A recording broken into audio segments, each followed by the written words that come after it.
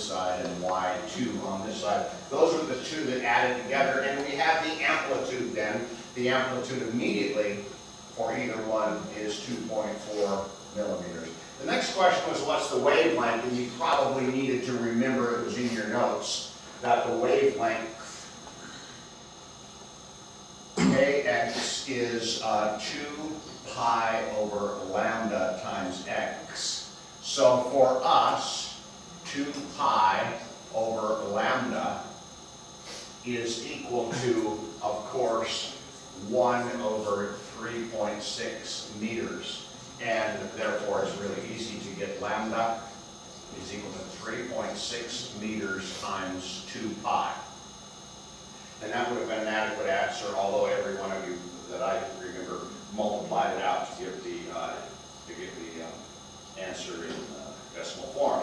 Finally, the velocity was asked for, so we have the wavelength lambda as 2 pi times 3.6 meters. And finally, the velocity. But as you recall, the velocity v is given by omega over k, like that. And we already have the omega and the k, so let's just put them in.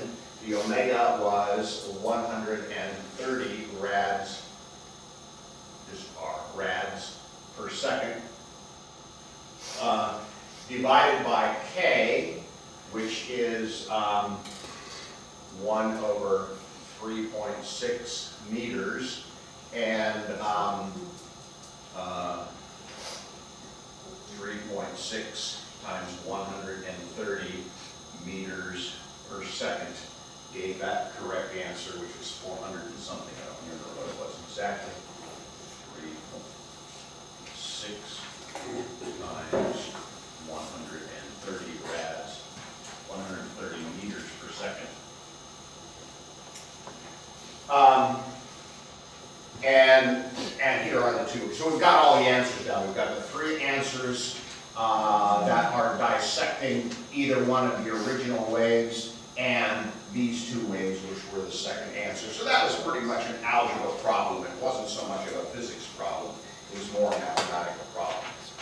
Now the second problem, I was quite pleased. Many of you got it, like you knew exactly what you were doing. I hope it wasn't just copying out of your notes, but that everybody remembered that when we started this equation, it started out with ct, and then we have d by dx squared, d by dx squared of y is equal to mu dx times d by dy squared, d by dt squared of y, like that, that this was simply an alternate form of Newton's second law. And of course, once you know that, it's written down in the correct sequence. That is, this part, ct and d by dx squared is force. This part is mass, and this part is acceleration.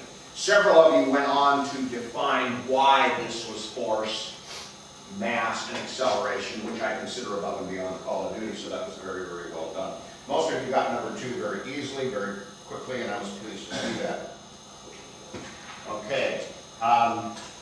In Young's experiment using sodium light, the slits are 1.2 microns wide. You notice that every 4th fringe is missing. What is the slit separation? Well, this is very, very analogous to one of those example problems in the reading where you have a combination of both double slit interference patterns and single slit interference patterns working simultaneously. So I think I even drew on the board what we were talking about in this problem here was a double slit pattern and some sort of a screen down here, and at some particular position you have working both the double slit interference and the single slit refraction problems going on. And I did mention sodium light. We had a wavelength lambda of 589 nanometers was the wavelength that we were using, that every 4th fringe was missing. and that the slits are 1.2 micrometers wide, and I am asking you what is the slit separation D like that. Well, the way to get at that answer is to simply say to yourself, well, since we've got both systems working, that is double slit and single slit interferences working simultaneously, and we have this special fact that every fourth fringe is missing, that means that, let's imagine that we're at the fourth fringe. So here's the first bright central maximum. That's not a fringe. 1, 2, 3, and this one is missing, so I'm just going to put a question mark. Where did it go? This is where we have the bright central maximum and then 3 fringes, and the fourth one that should have been there wasn't there. What's going on? Well, the important thing, of course, is to write down the equation for the two of them, because we can relate those two together that way. So the fourth fringe is missing, hence therefore, the double slit interference, I use this, I say D sine theta equals M lambda. I reserve that, I use D always to represent the slit separation. You can have your own notation, but I attach M to the double slit equation. And when I write down the single slit interference pattern, and I think in the book they would write it as sine theta equals, and then I'm going to write it as N lambda over A, I think is how they write it, where A is the aperture, and I attach N, the index N, which is different than M, always to the single slit pattern. So eventually we could write down simply that, well, let's do this, sine theta equals M lambda over D, and we're talking about this one point where both things are happening. That is, we are getting constructive interference from the double slit, but we're also getting destructive interference from each single slit. So both things are happening. There should have been a bright spot there, but there wasn't. This is a proper place for a bright spot because we have constructive interference from the double slit, but each individual single slit destroyed it.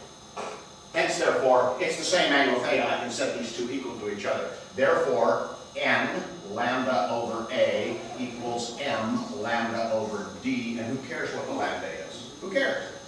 So we have N over A equals M over D, and all we seek, ladies and gentlemen, is D. So D, already here, D is equal to what? It is equal to M over N times A. And M was the missing fourth fringe, M. And since it was the first time that it was missing, that's where N equals 1, and A was 1.2. Hence, therefore, we have the answer of 4.8. So we've got this, the separation. Now, the other question was, I had some fun reading your assumptions. The other question was, how many fringes appear on the screen? And I mentioned to you that you had to make an assumption. Now, many people assumed that the screen was only big enough for the one missing fringe, okay? That wasn't what I had in mind, but if you made that assumption and answered correctly from there, that's a correct answer. You made an assumption and you made a correct answer. What I was thinking, and many of you did, was to say, well, let's imagine that the screen is quite large. And if the screen is quite large, then you could get thetas as large as maybe 90 degrees, okay? So, assuming that you have this huge screen, what would be the maximum number? Of course, your screen is going to be smaller than infinitely large. You're going to have lesser, you're probably going to have lesser fringes than you're about to. But making a 90-degree screen made it really, really easy. Why? Because then all you have to do is say to yourself, find M when theta is 90 degrees. Well, that's really easy. D sine theta equals M lambda.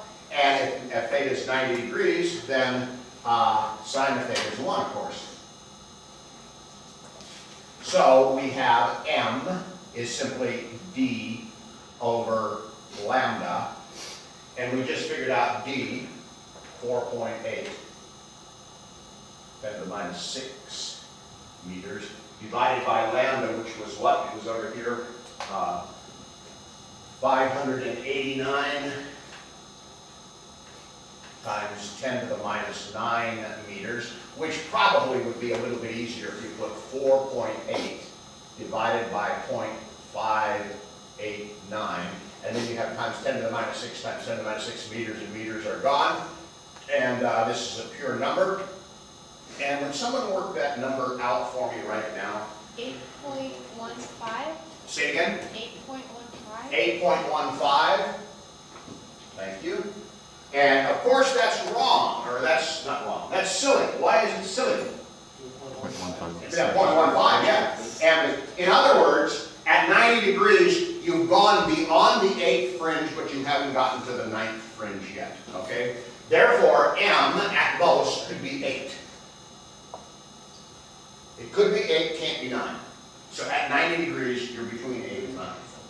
So what do you have? You have possibility of 8 fringes. You have the bright central maximum, which essentially is m equals 0. And then you have 1, 2, 3, 4 is missing. 5, 6, 7, and 8 is missing. So we've got m equals 1, 2, 3, 5, 6, and 7 on each side. 1, 2, 3, 4, 5, 6. So you have a total of 6, 12, 13. You have 13 fringes. Okay? I was surprised if somebody argued that you had 8.15 fringes on each side. Okay? No, you don't.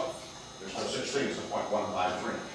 So the correct answer there, if you had assumed a 90-degree arc, then the correct answer is 13 fringes appear. Because 4 and 8 are missing on each side. Don't forget the bright central maximum. Furthermore, some of you chose that only the 4th fringe could appear, and so of course you had 7 possibilities. That is also correct. If you assumed and made that assumption clear at the beginning, then in that case 7 is the correct value. Many of you got that right, and you did well. Number 4 looked like it was very familiar to you, the sound reflecting wall.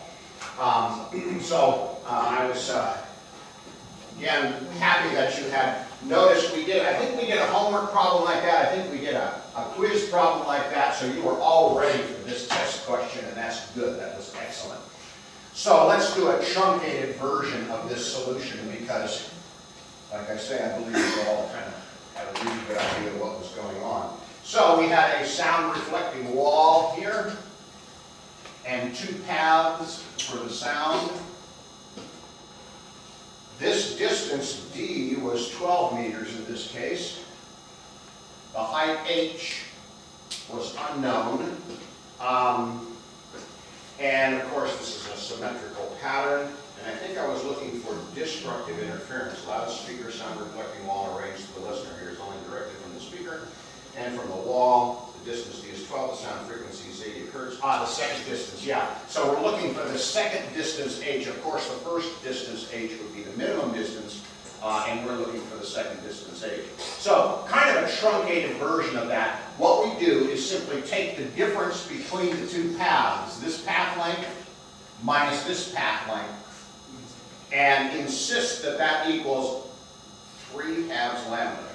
Does that make sense? 3 halves lambda. Most of you just wrote that down directly and it was perfect. So as far as I was concerned, 2 times 6 meters squared plus h squared to the 1/2 power. There is the length of that route minus 12 meters equals 3 halves lambda. Why are you doing 3 halves lambda instead of just 1 lambda over 2? Aha! Why? Somebody tell me. Because m equals 1 and the formula is 2m plus 1 lambda. Okay, I like that, and I also like the fact that I said the second distance. So the first distance is where there's a half a wavelength difference. The second distance is when there's 3 halves of a wavelength difference.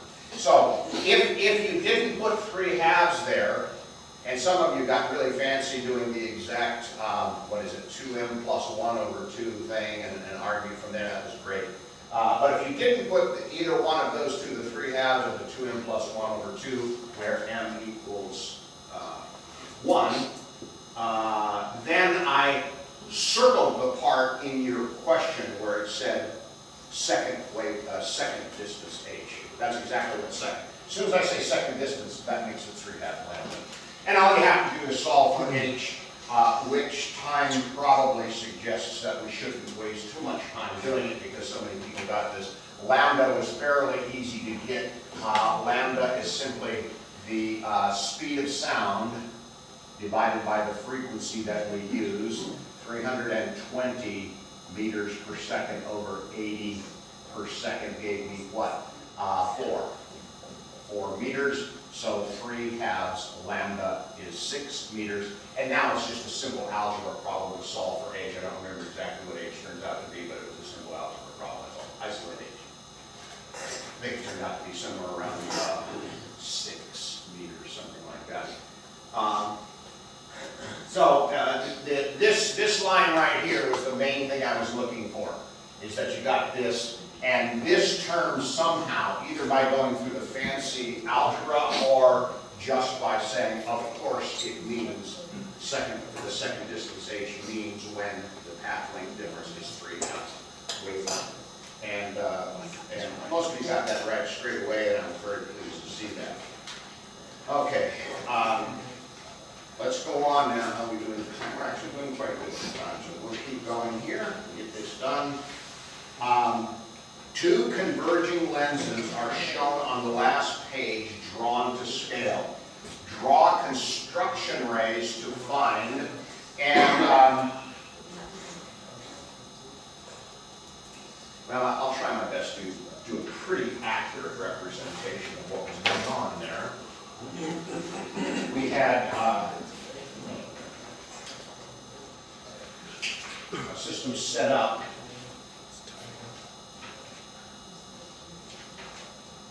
with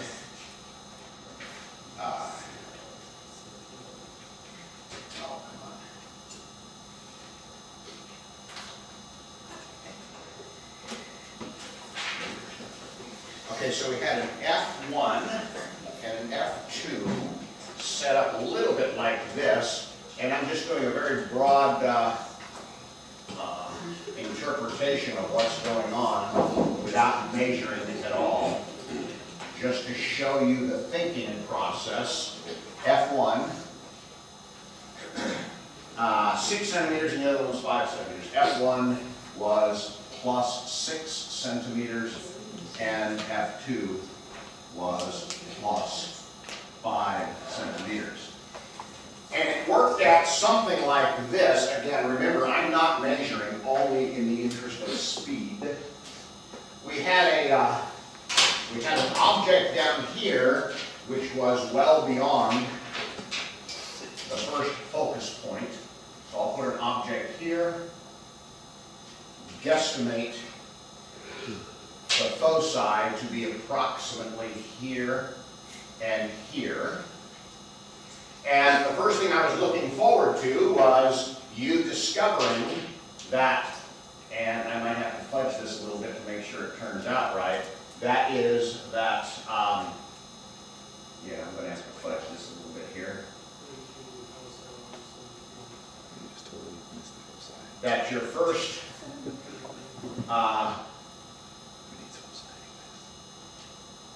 image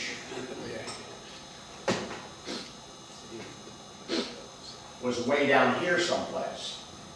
So the first one was very straightforward. There was simply object, lens, foci, image.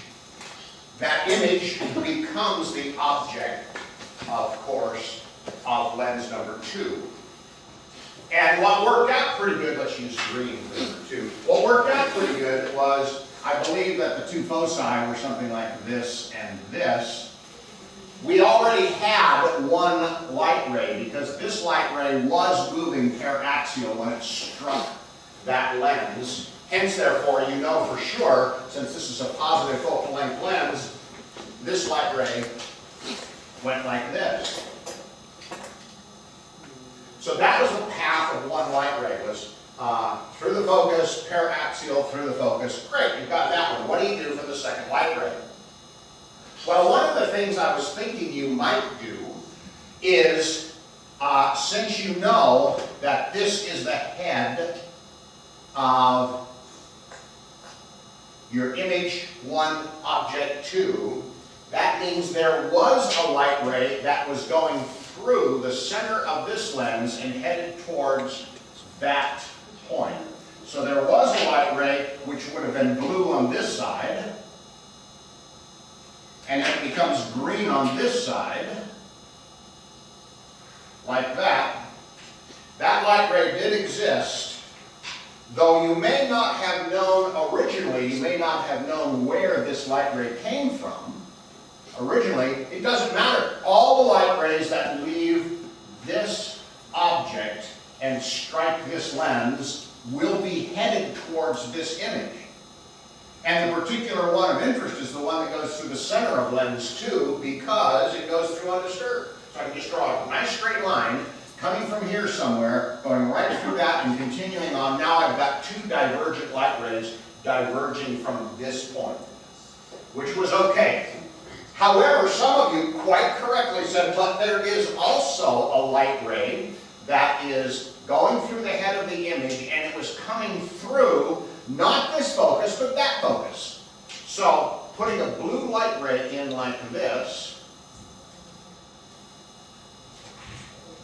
it came here, it went through the focus and struck this lens, and of course, since it came through the focus on that side, it would leave paraxially, and just like you would expect, it also went through the head of the image number 2. So I hadn't thought much about that light ray. I'd only thought about the one through the center, and you guys said, well, this one is true. It's true also.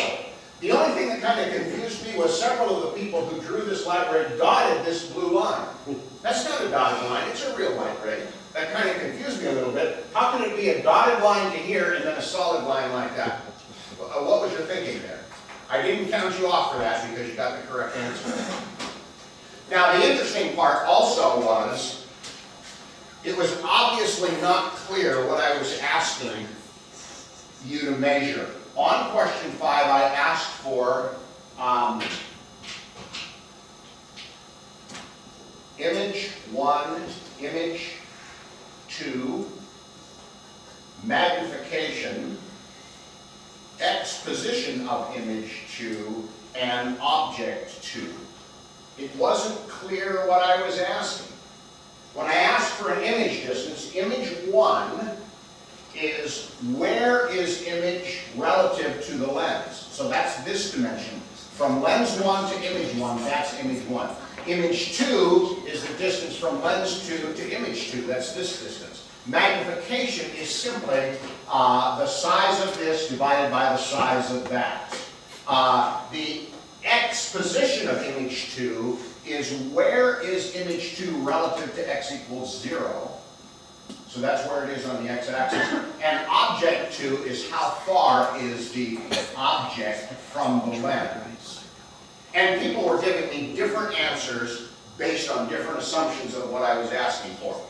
Hence, therefore, what I did was to go back to your picture. If you drew the picture correctly, and you gave me some sort of reasonable answer, like if for image 1 you were telling me where it is on the x-axis instead of measuring from the lens, it was okay, I just accepted it.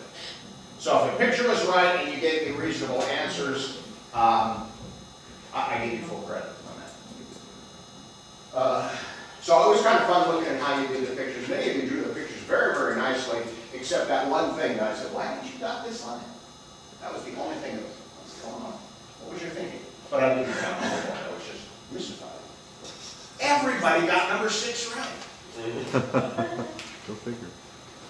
And by the way, so number 5 is actually in a way, number 5 is worth 20 points because I gave you 10 points for the answers on number 5 and 10 points was the value of the sketch itself.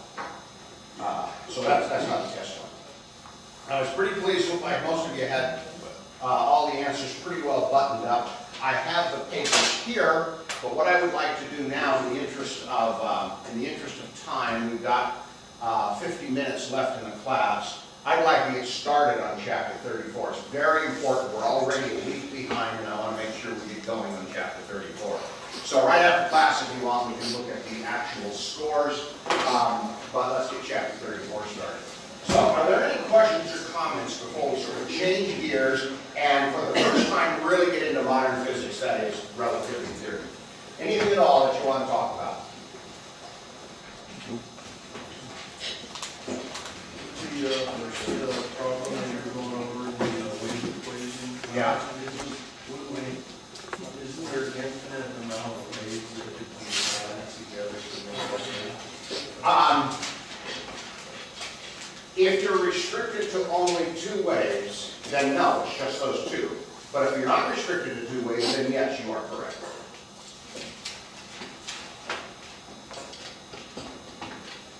Good philosophical question. Any others? Questions, comments, cares, concerns, criticisms, or compliments for me this morning? What? No compliments? Can't pick Really it. nice eraser. Nice boots, huh? I just bought a new pair of boots. Oh, did you? First time I bought shoes in over 2 years. Oh, you were sent. All right, let's get started on relativity.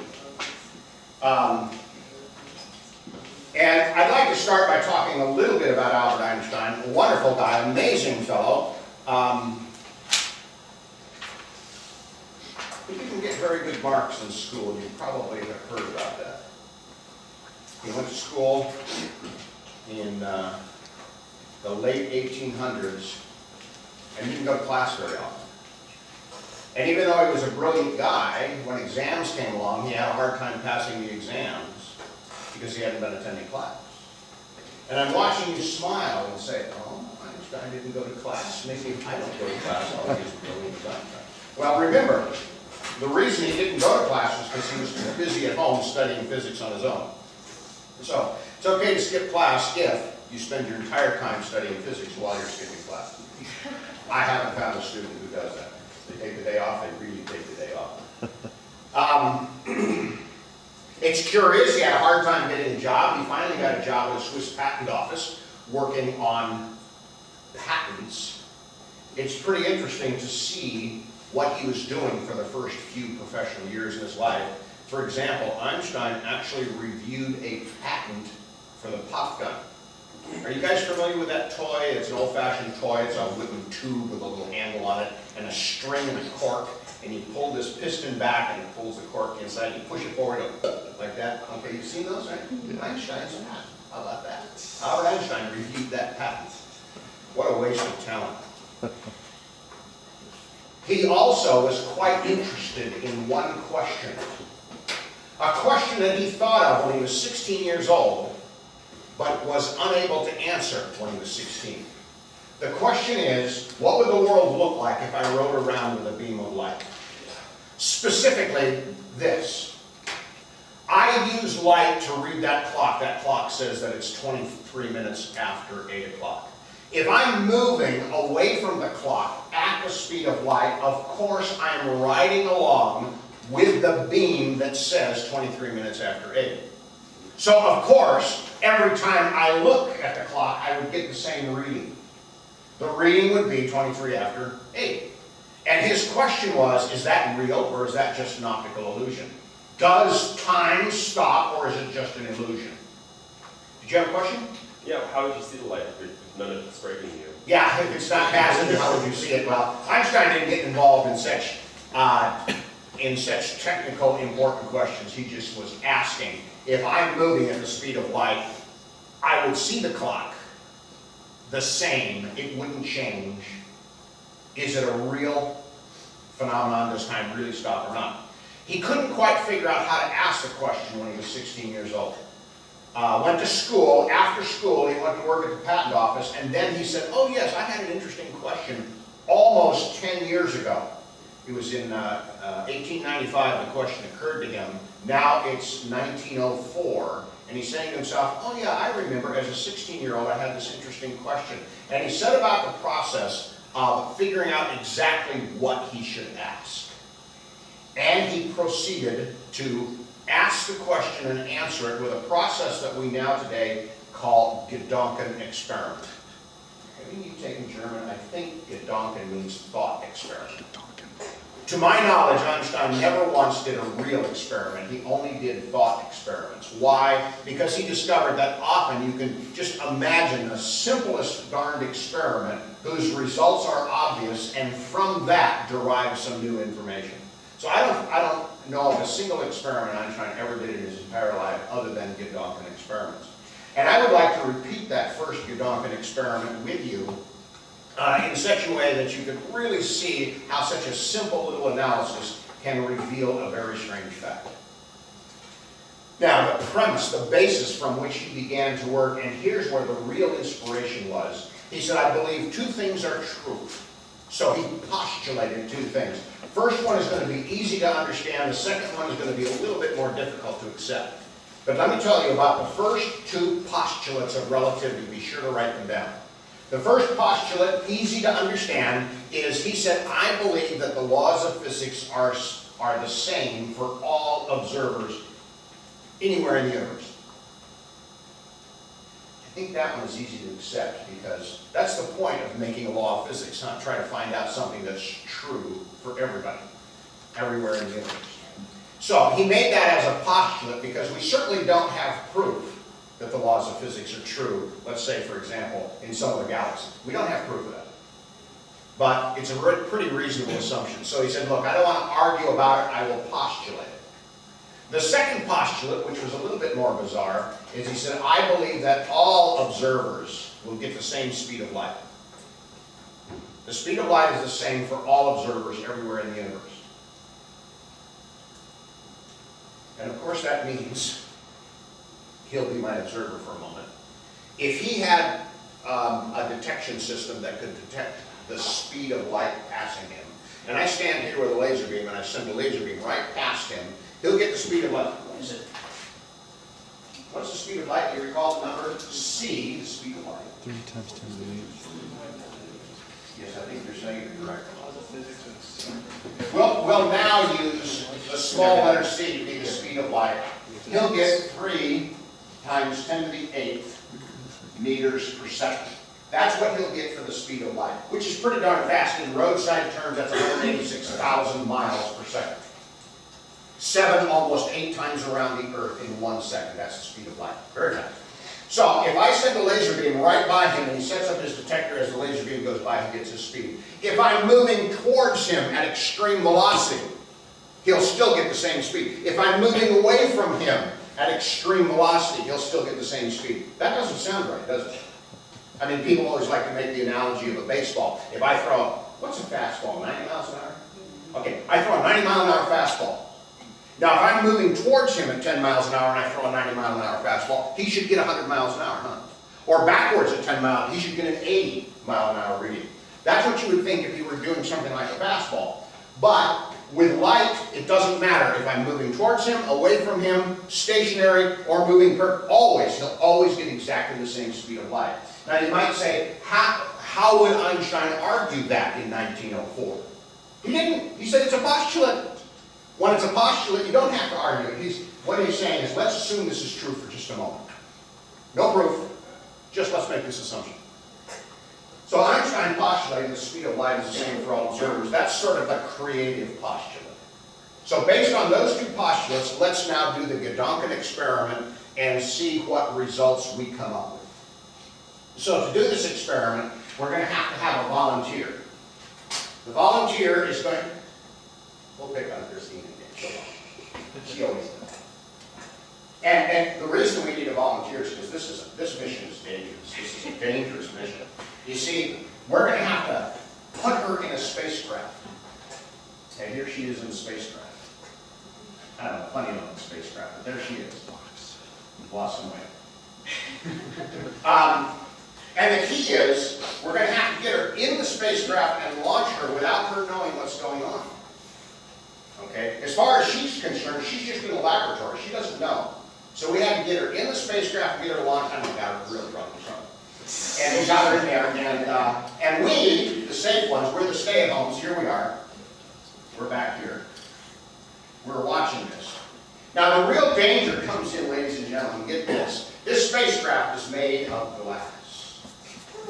Actually, it's mirrored. What do they call it? A two-way mirror or something? You know that stuff where you can see in one direction, but you can't see in the other? Okay, so we've got this whole thing is kind of mirrored. So from her position, she's looking around, it's just mirrored wall. She can't see out, but we can see in. Okay? See how dangerous this is? She's in a spacecraft made of glass, moving up at extreme velocity, like this. Okay? Here's our simple request of her. We say, Christina, we want you to measure the length of the spacecraft. How big is, no, we want you to measure the length of the laboratory. Why should you measure the length of the laboratory? But we want you to do this specific experiment. You see, there is a light source over here. There is a detector over here, both of which are wired to a clock, like this. And all we want you to do is to push a button, and that sends a flash of light across the room. The clock times how long it takes the light to travel across the room. Then you can calculate the size of the laboratory, because the distance across the laboratory is, of course, the speed of light times the time that you read off of your clock. So, this distance across here is just CT, like that.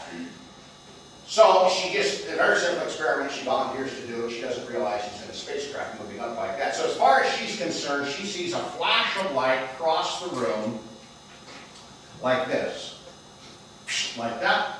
And she says, easy, I got the answer now, right away, because CT so. But you and I, of course, we're watching the experiment. We're on the ground watching the experiment. We see something different.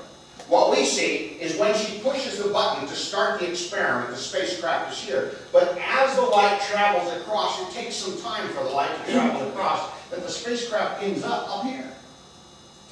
So when the experiment is over, we see that, here she is. We see the light travel this distance, not that distance. And of course, we've got watches here, so we can time how long it takes for this dimension, which we would call CT, and I'm going to put a subscript of 0 down here, T sub naught. This one I'm going to subscript T sub V, because this is the time measurement that she makes. She's moving at a velocity. She doesn't know it, but she's moving at a velocity. This is the time that we measure, and we're stationary. We're not moving, so T sub naught. That's a silly way to do that. And of course, what's the difference? The difference is this vertical line here, and that is something that we are aware of, not Christina. So I'm going to put that line in blue, because blue seems to be representing what we see. So we see this line right here, which of course is simply V T, but it is our time, T sub naught. It's not her time, because she's unaware of it.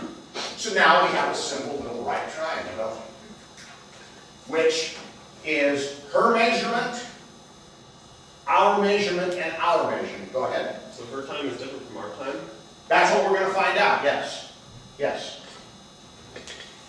So we have a little right triangle here. Let's just do Pythagoras. That is, we have that C T sub V squared plus V T sub naught squared equals, C squared, V squared,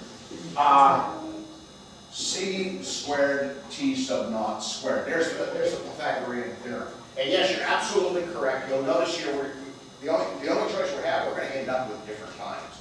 So isolate T sub naught is pretty easy to do. Just move it over there and divide both sides by T sub V squared. Divide both sides of the equation by C squared. We get T sub naught squared times 1 minus V squared over C squared. Take the square root of both sides, and we have time at a velocity is equal to time at rest root of 1 minus v squared over c squared.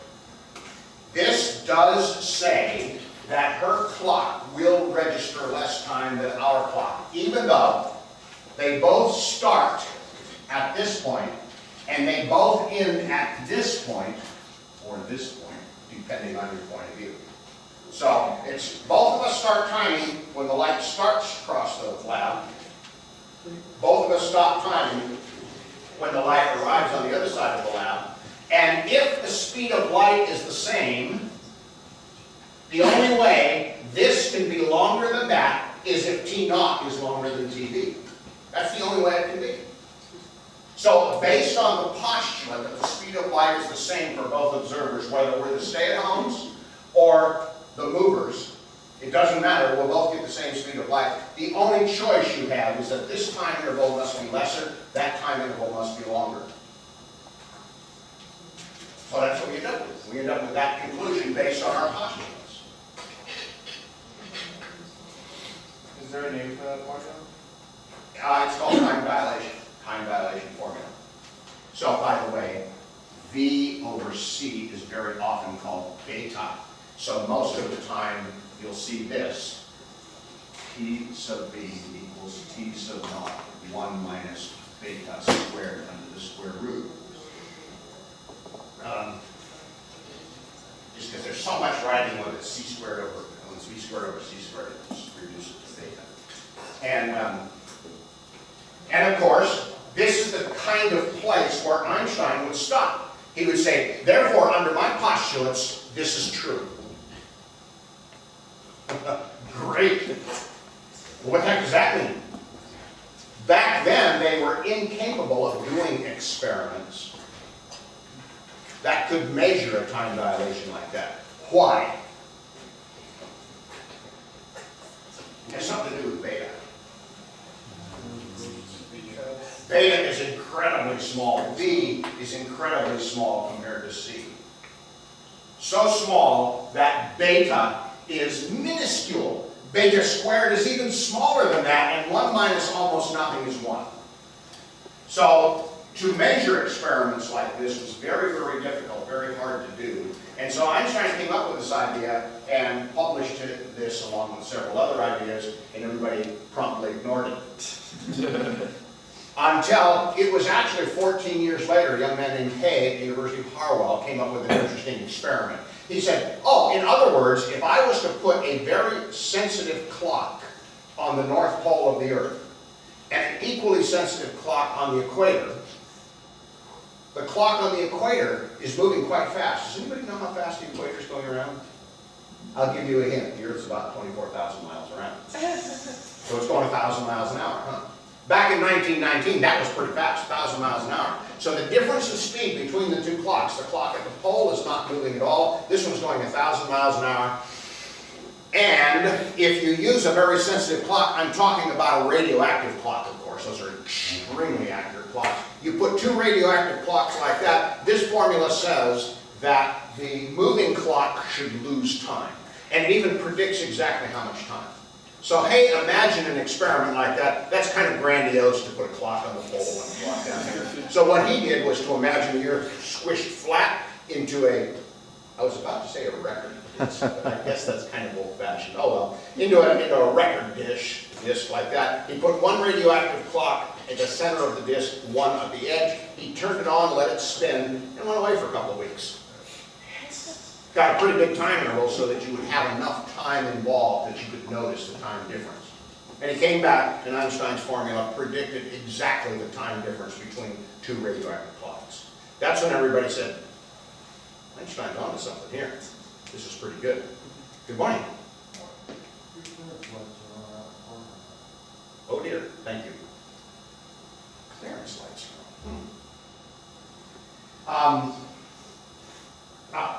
So, in 1919, people got to the idea that maybe Einstein had something here.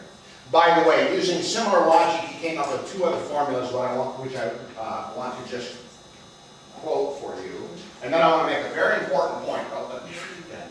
That is, he discovered that if you look at this differently, then when you're moving, lengths reduce.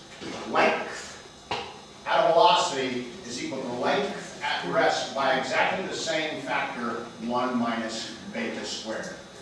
When you travel, and let's for a moment just assume that you're traveling relatively fast, clocks slow down and lengths diminish.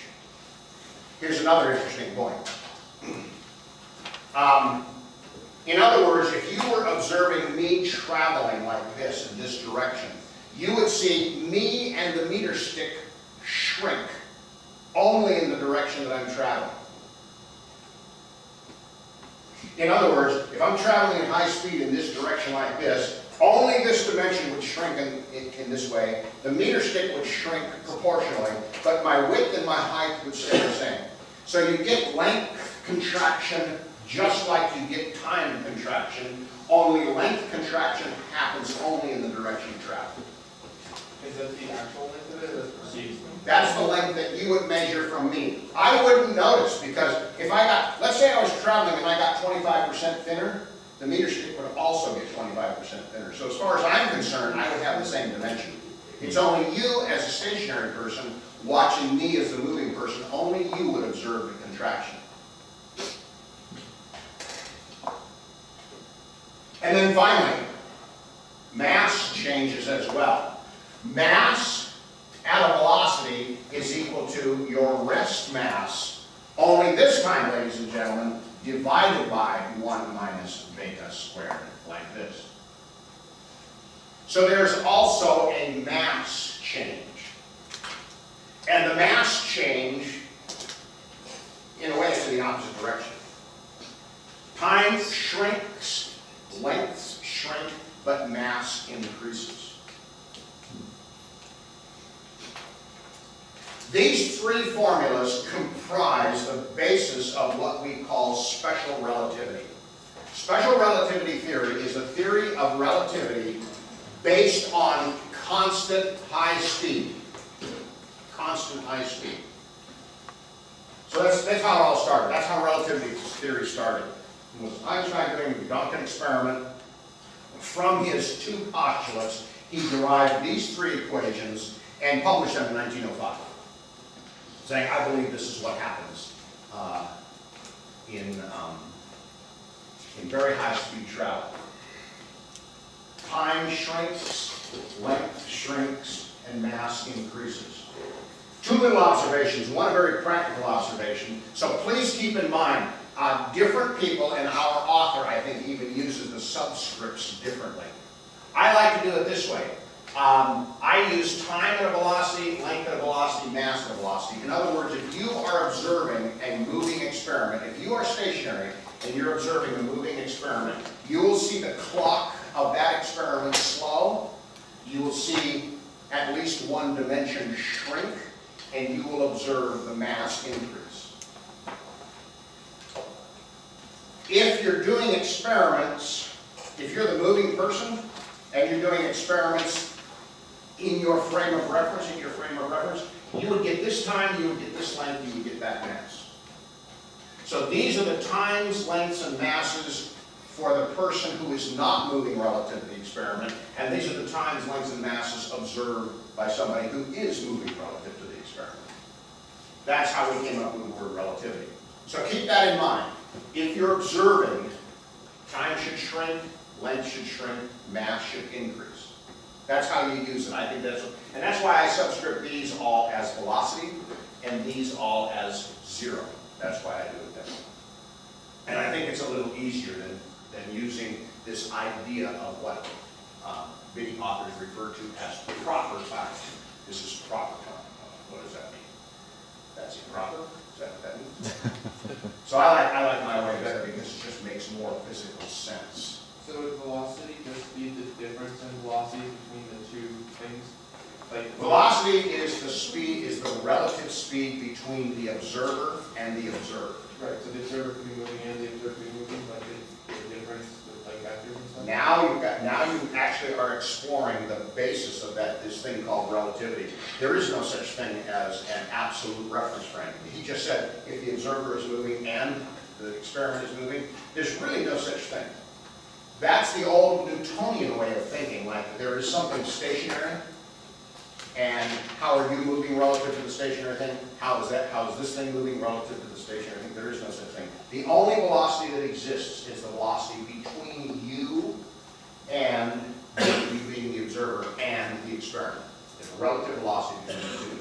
So try not to even think that way anymore. Don't even think, well, I'm moving relative to the Earth, and they're moving relative to the Earth. The Earth is not stationary. In fact, there is nothing stationary. So, yes. But light doesn't move relative to itself. Say it again. Light doesn't move relative to itself. As far as light is concerned, the whole universe is moving. That's right. That's correct. Yeah. Light just exists, and the universe goes by.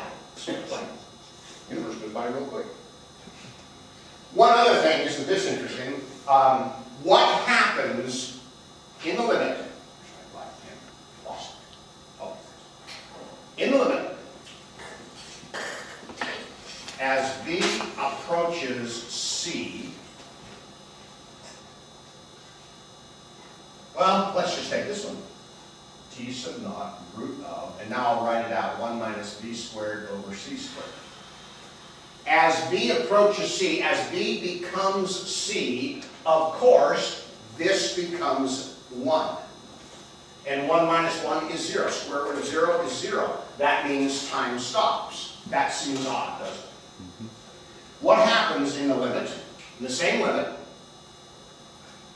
V approaches C of L sub V. The length goes to 0. The length goes to 0. If I was traveling at the speed of light and you were observing me, I would become infinitely thin. Infinitely thin. That direction. Again, curious, huh? What happens in the limit as V approaches C of mass at a velocity? Infinite. Ooh. As beta approaches 1, this number downstairs gets smaller and smaller and smaller. The mass gets bigger and bigger and bigger until when V equals C, the mass is infinite. I think that's where it's pretty obvious. This is not a universe of infinites. Nothing is infinite in our universe. Everything in our universe seems to be finite. In particular, force and energy is not infinite. And the only way to push a massive particle to the speed of light, here's an infinitely massive particle, you must apply an infinite force. You must do an infinite amount of work. You must give it an infinite amount of energy. Since this universe is not a universe of infinites, it's a universe of finites, we can conclude, and be very careful, please write it down like this, the speed of light is a barrier through which nothing can pass. The speed of light is a barrier through which nothing can pass.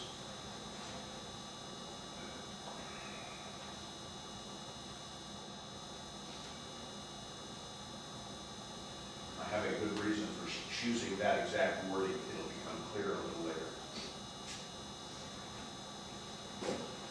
Do you have a question, Terry? Yes, what you wrote up there, is that for the observer or for the object or for? Yes, that's for the observer. If you're observing me approaching the speed of light, my clock would slow to a stop, my dimensions would go to 0, but my mass would become infinite from your viewpoint, watching me move. Yes. From my viewpoint, it wouldn't look, nothing would seem to change.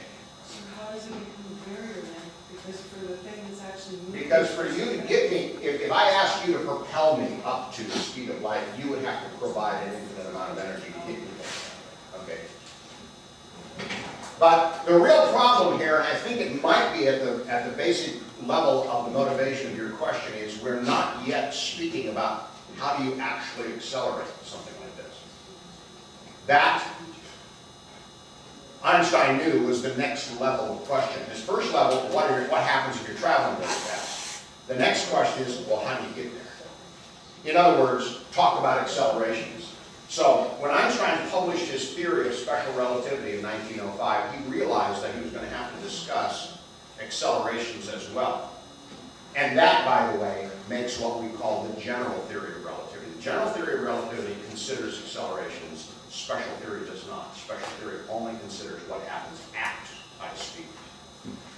So I think Einstein spent about another 20 years working on the general theory of relativity. The special theory of relativity came out pretty quick. He started working on it, and in less than a year, he had the interesting paper that he wrote in 1905. But general theory took him almost 20 years. Took him a long time. Okay, so that's relativity theory. Guess what? I have a question for you, an in-class problem. Very simple. I guess I should just read it as I'm passing it out because it is so simple. Waving a pipe.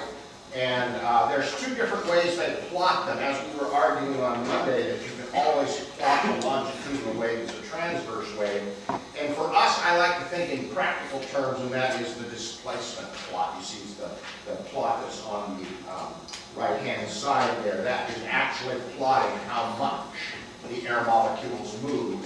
So that at the fixed end, the air molecules can't move. They can't move in and out at the fixed end. So that becomes the node. And at the open end, where the tuning fork is vibrating, the molecules have to move maximum amount. So the pictures that you see on the right-hand side model the experiment in a very practical air movement way. And leads us to the conclusion that the difference between two adjacent high amplitude positions is half a wavelength. Now that you've measured half a wavelength, it's easy to get the speed of sound because we're accepting the frequency stated on the tuning fork as accurate, and then you measure the wavelength, you've got the speed of sound. So that's kind of a relationship between what we were doing in the laboratory and what we were doing here today in class. Any questions? Because I want to change the subject, but not until I'm sure you're satisfied with what's going on with the lab. How much time? Oh, we got plenty of time for this. Good. I have a question. Yes. On your car string, talking about how all these ways can exist on a car string, is it, we're assuming that all ways exist at once? No. We're gonna, if we're doing a Fourier series, if we had some exotic looking shape to the string, not just a nice sine wave, then the answer would be mostly, not yes, but mostly. But in our case, we're always going to restrict to just some fundamental frequency. We're always going to talk about just one particular wave existing at any given time. When I'm given a solution like I did over there, I'm saying these are all the possible waves of it. And then we select one that happens to be suiting our experiment, our particular experiment. So it's not all of them at once. All of them are allowed. Which one is happening now?